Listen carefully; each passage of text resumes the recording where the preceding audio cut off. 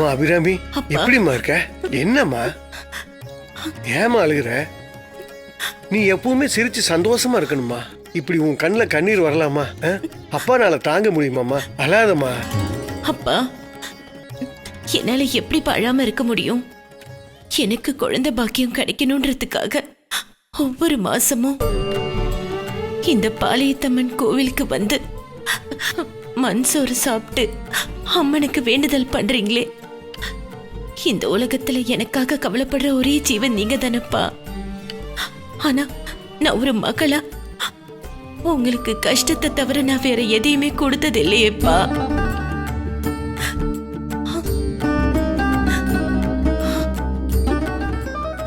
அம்மா அப்படியெல்லாம் சொல்லாதம்மா. உன்னால எனக்கு எப்பவும் எந்த கஷ்டமும் வந்ததில்லம்மா. எனக்கு அப்பாங்கிற அங்கீகாரத்தை கொடுத்த செல்ல பொண்ணுமா நீ. என் ஒட்டுமொத்த சந்தோஷமே நீதானம்மா. கஷ்டத்தை கொடுத்தேன்னு சொல்லாதம்மா. அப்படி பார்க்க போனா நான் தாமா தப்பு பண்ணேன். அப்பா என்னப்பா சொல்றீங்க? நீங்க என்னப்பா தப்பு பண்ணீங்க? நான் 2வது கல்யாணம் பண்ணிடக்கூடாது. அது நான் செஞ்ச தப்புதாம்மா. உங்க அம்மா இறந்ததுக்கு அப்புறம் எனக்கு இன்னொரு வாழ்க்கை தேவையில்லாததாம்மா. உன்னை நல்லபடியா கரை சேர்த்துனா போதுன்னு தான் நான் நினைச்சேன். சுத்தி இருக்கிற சொந்தக்காரங்க எல்லாருமே உன் பொண்ணுக்கு அப்பாங்கிற பாசம் மட்டும் காட்டினா போதாது, அம்மாங்கிற பாசம் கிடைக்கலைன்னா அது பெரிய தவறாயிடுன்னு சொந்தக்காரங்க எல்லாருமே ஆளாளுக்கு சொல்லி எனக்கு இன்னொரு கல்யாணத்தை ஏற்பாடு பண்ணாங்க. நானும் அரை மனசோடு தான் அந்த கல்யாணத்துக்கு ஒத்துக்கிட்டேன். அவளும் உன்னை நல்லா தான் பார்த்துக்கிட்டா. அதுக்கப்புறம் உன் தம்பியும் தங்கச்சியும் பிறந்ததுக்கு அப்புறம் தான் அவன் மனசுல ஏதோ ஒரு மாற்றம் ஏற்பட ஆரம்பிச்சிருச்சு. என் பெரிய பொண்ணுன்னு ஆரம்பத்தில் சொன்னவ அதுக்கப்புறம் அவ என் பொண்ணே இல்லைன்னு சொல்ல ஆரம்பிச்சிட்டா. அதுக்கப்புறம் தாமா என் தலையில இடி விழுந்த மாதிரி ஆயிடுச்சு. எதுக்குடா 2வது கல்யாணம் பண்ணவேன்னு பாளையத்தம்மா கிட்ட வந்து அழுது நின்ன. ஆனா நான் முதல்ல முடிவெடுத்த மாதிரி உன்னை தனியா நின்னு நான் வளர்த்திருக்கணுமா? தப்பு பண்ணிட்டம்மா. 2வது கல்யாணம் பண்ணிக்கிட்டது மிகப்பெரிய தப்புமா.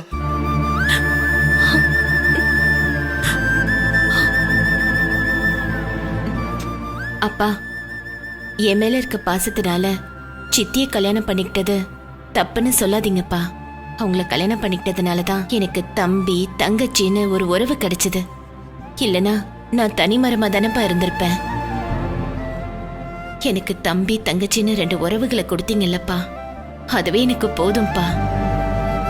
தயவு செஞ்சு 2வது கல்யாணம் பண்ணிக்கிட்டு தப்பு பண்ணிட்டேன்னு இன்னொரு தடவை சொல்லாதீங்கப்பா. என் மனசுக்கு ரொம்ப வருத்தமா இருக்கும்பா. அப்பா, எனக்கு இந்த உறவே போதும்பா. இது எனக்கு கடவுள் கொடுத்த உறவு. எனக்கு இந்த பாளையத்தம்மன் தந்த வரம். நம்ம பாசத்தை கூட இப்படி வெளியிடத்துலதாமா காமிக்க முடியுது. பிறந்த வீடுங்கிற உரிமையில உன்னால் அங்க வர முடியுதா?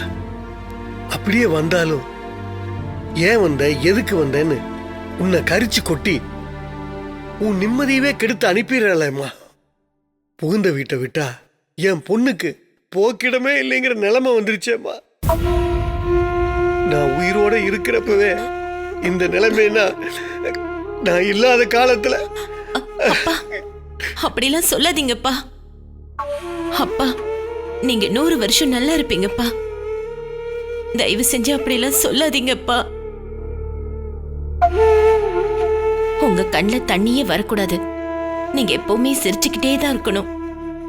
என்ன சொல்லுவீங்கல்ல, அபிராமி எப்பவுமே சிரிச்சுக்கிட்டே இருக்கணும், உன் கண்ணுல தண்ணி வரக்கூடாது, உன் முகத்துல கஷ்டத்தையே பார்க்க கூடாதுன்னு சொல்லுவீங்கல்ல.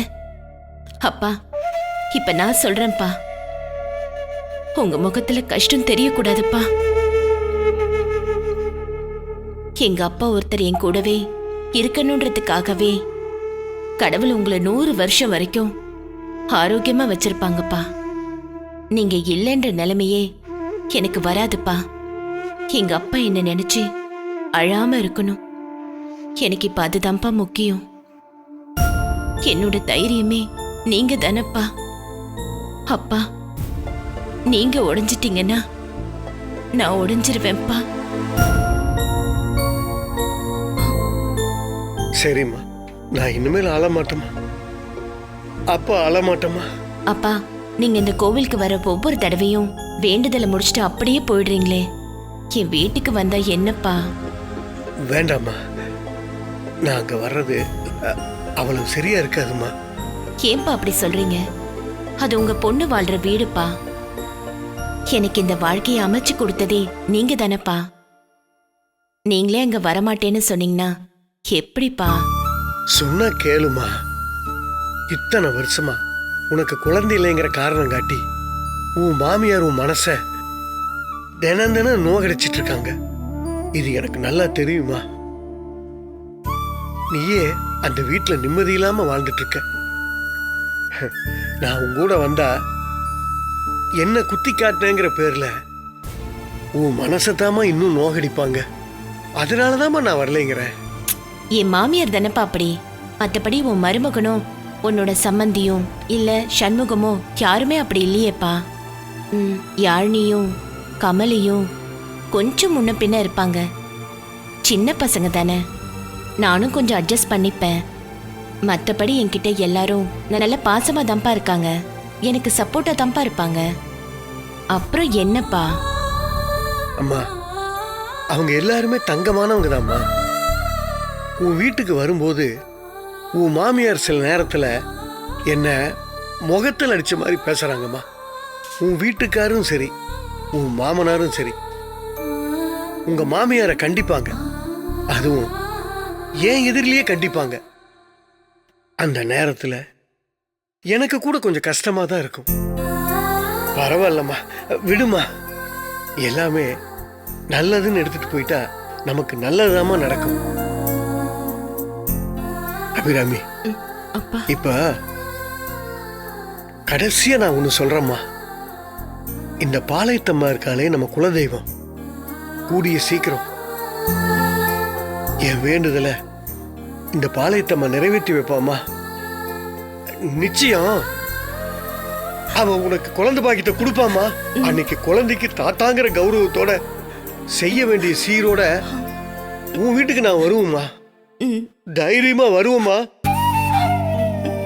அதுவும் எப்படி சந்தோஷமா வருவோமா.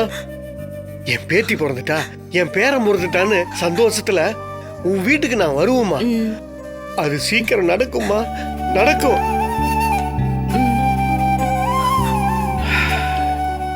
கவலைப்படாதம்மா. அப்பா வீட்டுக்கு வரலையேன்னு உனக்கு மனசுல கஷ்டம் இருக்கத்தான் செய்யும். ஆனா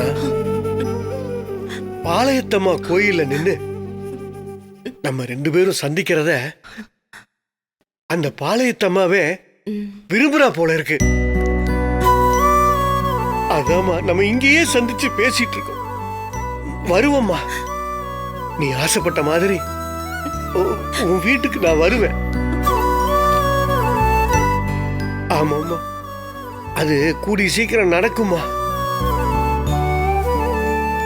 நம்ம பாளையத்தம்மா கண் திறப்பாமா. அப்பா, இனிமே உங்க முகத்துல சந்தோஷத்தை தவிர வேற எதையுமே நான் பார்க்க கூடாதுப்பா. அப்பா, பத்திரமா போயிட்டு வாங்கப்பா. சரிம்மா, நீ பத்திரமா போயிட்டு வாமா. வாங்கப்பா, நானும் வரேன்ப்பா.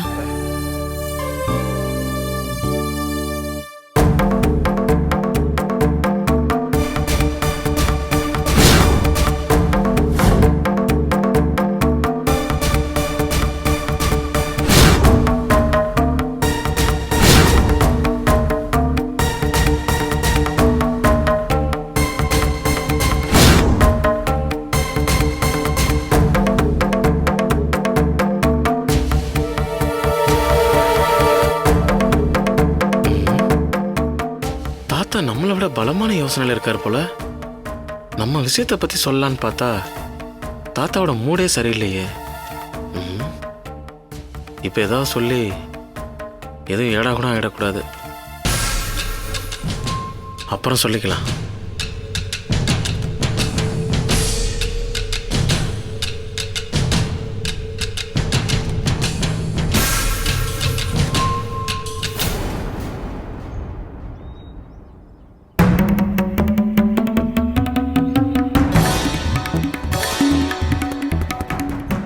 ஏன்பா மணி, டிஃபன் எடுத்து வச்சேன், காலையில சாப்பிடாம போயிருக்க?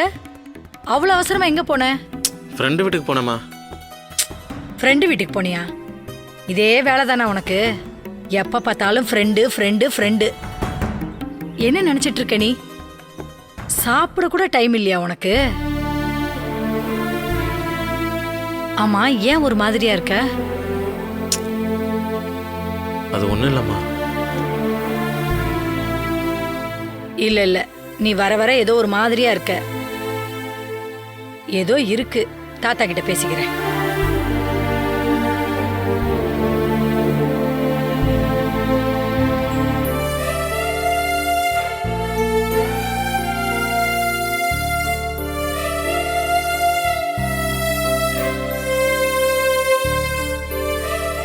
அப்பா,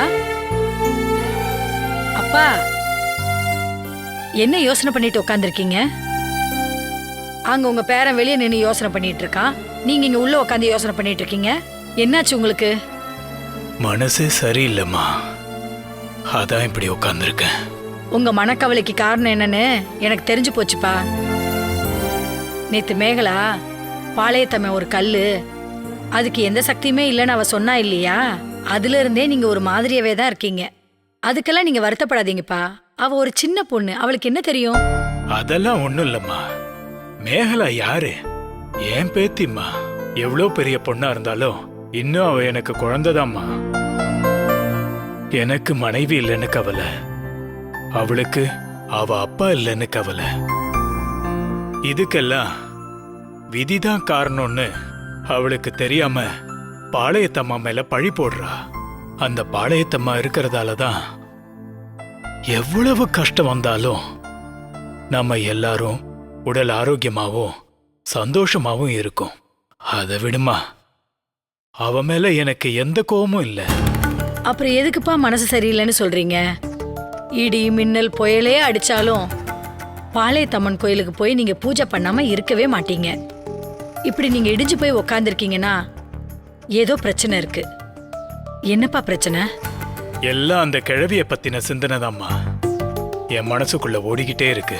இப்போ ஒன்னும் கெட்டு போகல, வாங்க நேர்ல போய் அந்த கிழவி என்னன்னு கேட்போம்.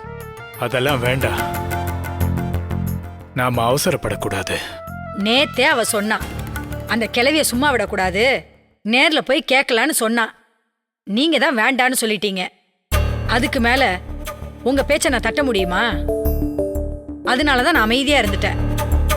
தாத்தா, என்ன தாத்தா பிரச்சனை? ஏதோ கிளவி கிளவின்னு அம்மா சொல்லிட்டு இருக்காங்க. ஏதாவது பிரச்சனையா? வாங்கப்பா இப்பயே போய் கேட்போம். அதெல்லாம் ஒண்ணு வேண்டாம்மா. ஏன்பா வேண்டாங்கிறீங்க? நீங்க பூசாரிங்கிற முறையில பிரச்சனைன்னு கோயிலுக்கு தேடி வர்றவங்க கிட்ட என்ன பிரச்சனைன்னு கேட்டு அவங்க பிரச்சனையை தீர்த்து வைக்க நீங்க பரிகாரம் சொல்றீங்க. இத தப்புன்னு சொல்றதுக்கு அந்த கிழவி யாருப்பா? சொல்லுங்கப்பா, அந்த கிழவி யாரு?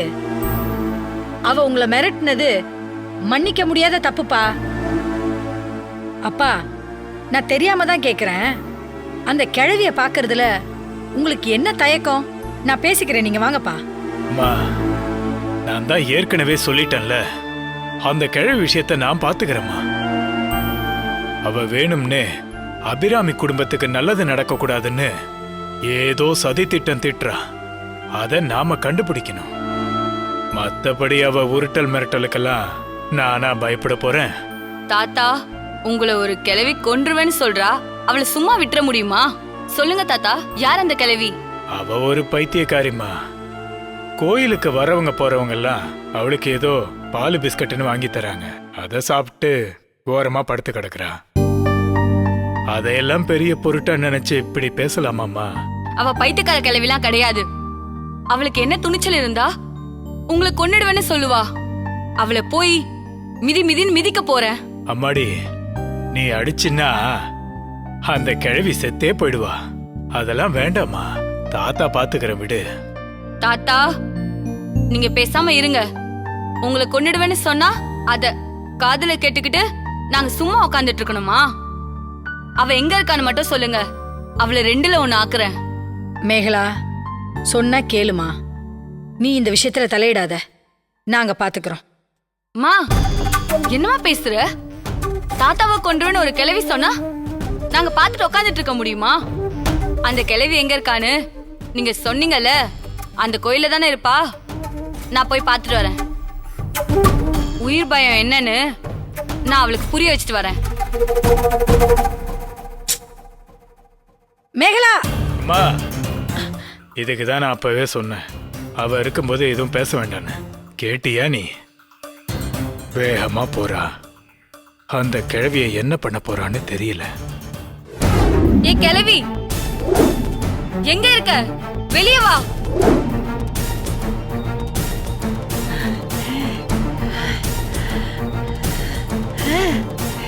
யாரடி நீ? இவ்வளவு அதிகாரமா வந்து நின்னு கிளவி வான்னு கூப்பிட்டுக்கிட்டு இருக்க? உன் மேல நான் கொலவெறியில வந்திருக்கேன். இன்னும் நான் உன்னை அடிக்காம நின்னு பேசிட்டு இருக்கேன் பாரு, அதுவே பெரிய விஷயம். எது? என்ன அடிக்க போறியா? ஆமா, உன்னை அடிக்க தான் வந்திருக்கேன். எதுக்காக? என்ன காரணத்துக்காக? அத சொல்லடி முதல்ல. அப்புறம் யார அடிக்கிறதுன்னு முடிவு பண்ணிக்கலாம். நீ என் தாத்தாவை கொன்றுவேன்னு சொன்னல, அதை இப்ப நான் செயல காட்டலான்னு வந்திருக்கேன். ஏய், யாரடி உன் தாத்தா? பாளையத்தம்மன் கோயில்ல பூசாரியா இருக்காரே அவர்தான். ஓ, அந்த ஆளோட பேத்தியா நீ? நான் தெரியாம தான் கேக்குறேன். பிரச்சனை இருக்கிறவங்க பாளையத்தம்மனை தேடி வருவாங்க. பூசாரின்ற முறையில எங்க தாத்தாவும் அவங்களுக்கு பரிகாரம் சொல்லுவாங்க. அந்த பரிகாரத்தை பண்ணக்கூடாது சொல்றதுக்கு நீ யாரு? அந்த பெரிய குடும்பத்துக்கும் உனக்கும் ஒரு பிரச்சனைனா அவங்க கிட்ட நீ போய் மோது. அதை விட்டுட்டு என் தாத்தா கிட்ட எதுக்காக மோதுற? ஏய், உன் தாத்தன் எத்தனையோ பேருக்கு தோசை பரிகாரம் எல்லாம் செஞ்சு கொடுத்திருக்கலாம். அதுல எல்லாம் நான் தலையிடல. எனக்கு வேண்டாத குடும்பத்துக்கு அவன் பரிகாரம் பண்ணி கொடுக்க கூடாது. அத சரின்னு கேட்டு போக வேண்டியதானே அவன். என் வார்த்தையை மீறி போனான்ல, அதுக்கு தாண்டி கோவப்பட்டேன். அந்த குடும்பத்தில் இருக்கிற பிரச்சனையெல்லாம் அப்படியே தான் இருக்கணும். உன் தாத்தா சரி பண்ண கூடாது, அத நிவர்த்தி பண்ண கூடாது. இதுக்கு மேல உன்கிட்ட பேச எனக்கு விருப்பம் இல்ல. போ. அப்படிலாம் போக முடியாது. மரியாதை என் தாத்தா கிட்ட வந்து மன்னிப்பு கேளு. ஏய், யார்கிட்ட வந்து மன்னிப்பு கேக்குறது? தொலைச்சிருவேன். மரியாதைய போ. ஓ, நீ என்ன தொலைச்சு கட்டிடுவியா? இப்போ இதே இடத்துல நான் உன்னை என்ன பண்றேன்னு பாரு.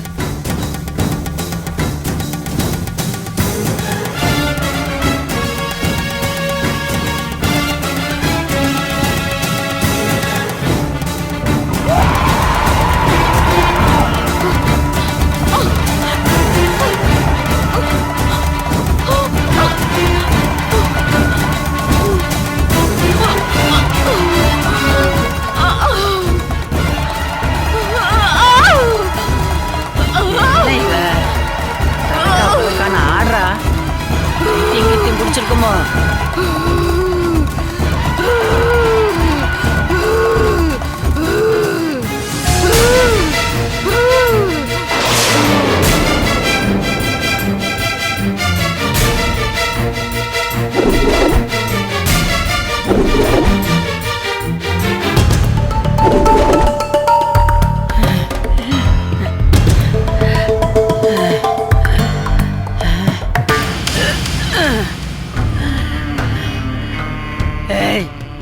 ஏ பொண்ணு, ஏய் ஏய் ஏய் ஏய், ஏ பொண்ணு, இங்க பாரு.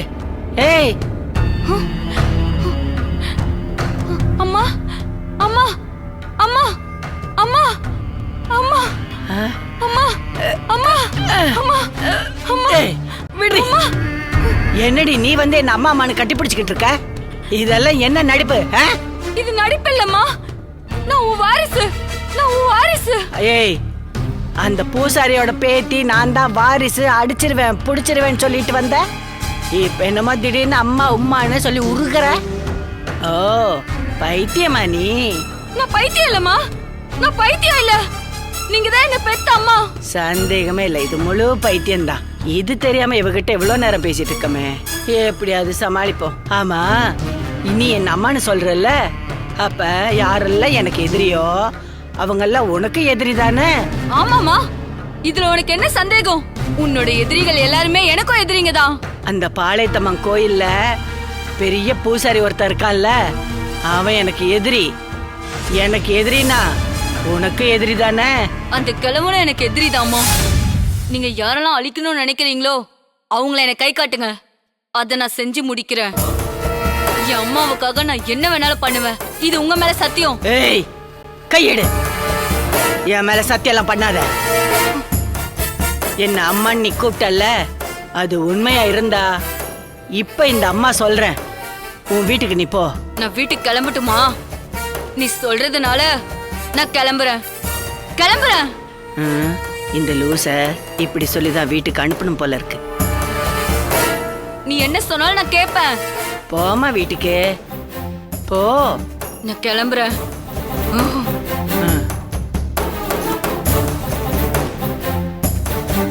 ஐயோ, லூசு கிட்ட வந்து மாட்டிட்டோம் போல இருக்க.